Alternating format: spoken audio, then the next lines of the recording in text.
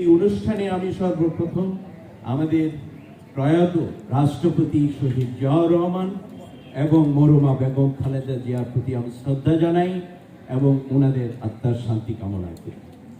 ওনাদেরই উত্তরসূরি আমাদেরই আজকে ওনাদের পরিবারের সদস্য আমাদের মাঝে উপস্থিত হয়েছেন জায়মা রহমান, ব্যারিস্টার জায়মা রহমান, যিনি অত্যন্ত আগ্রহী হয়ে আমাদের প্রতিবন্ধী মানুষদের সম্পর্কে উনি জানতে চেয়েছেন।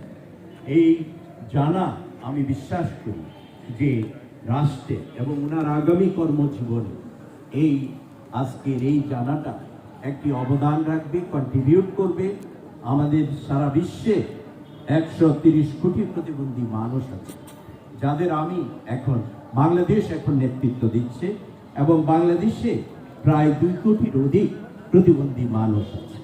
যদিও এটির কোনো আমাদের জাতীয় কোনো সঠিক পরিসংখ্যান নাই, আমি বলবো যে গ্রহণযোগ্য কোনো পরিসংখ্যান হয়নি। প্রতিবন্ধী ব্যক্তিদের পক্ষ থেকে আমি জনাবা ব্যারিস্টার জায়মা রহমানকে আমি আজকের অনুষ্ঠানে স্বাগত জানাই, ধন্যবাদ জানাই এবং কৃতজ্ঞতা জানাই। এবং এই আয়োজককে যারা আয়োজন করেছে জনাব জিয়া হায়দার সহ আরও যারা আছেন এবং বিএনপির চেয়ারপারসন আরও নেতৃস্থানীয় যারা আছেন, ওনাদের সকলকে আমি কৃতজ্ঞতা জানাই। ওনারা এই বিষয়টিকে ওনারা আলোচনায় এনেছেন, গুরুত্ব দিচ্ছেন। এবং এই উপলক্ষে আমি 2-1টি কথা বলবো যে আমাদের 93-তে প্রতিবন্ধী মানুষদের জন্য আমরা বাংলাদেশে একটি বড় আন্তর্জাতিক সম্মেলন করেছিলাম। সেই সম্মেলনে আমাদের তখনকার প্রধানমন্ত্রী বেগম খালেদা জিয়া উপস্থিত ছিলেন। তখন থেকেই আপনার এই প্রতিবন্ধী বিষয়ের উপরে একটি কমিটমেন্ট তৈরি হয় সরকার।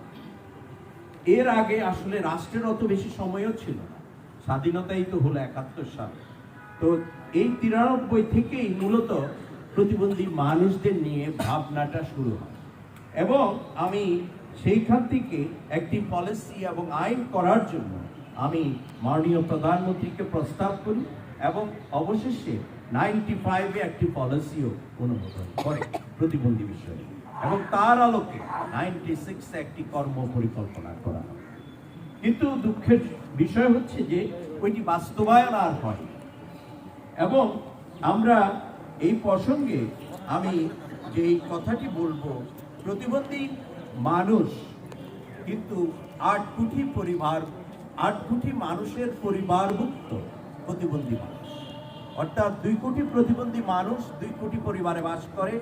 2 কোটি পরিবার মানেই হচ্ছে প্রতি পরিবারে 4 জন যদি হয় তাহলে 8 কোটি মানুষের পরিবারভুক্ত এই প্রতিবন্ধী।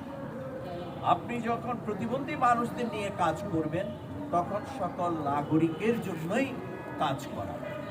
তো এই লক্ষ্যে আমি মনে করি যে আমাদের রাষ্ট্রকে কাজ করা উচিত এবং আমি বিএনপিকে এবং আজকে আমি বিশেষ করে ব্যারিস্টার জায়মা রহমানকে এখানে আমাদের সাথে একত্রিত হওয়ার জন্য এই বিষয়টিকে আলোচনায় আনবার জন্য, গুরুত্ব দেওয়ার জন্য আমি ওনাকে বিশেষভাবে কৃতজ্ঞতা জানাই, ধন্যবাদ জানাই। আপনি এখানে এসেছেন এবং আপনার পরিবারকেও আমি কৃতজ্ঞতা জানাই, ধন্যবাদ জানাই। এই বলে আমার বক্তব্য আমি শেষ করছি এবং পরবর্তীতে যদি কোনো আলোচনা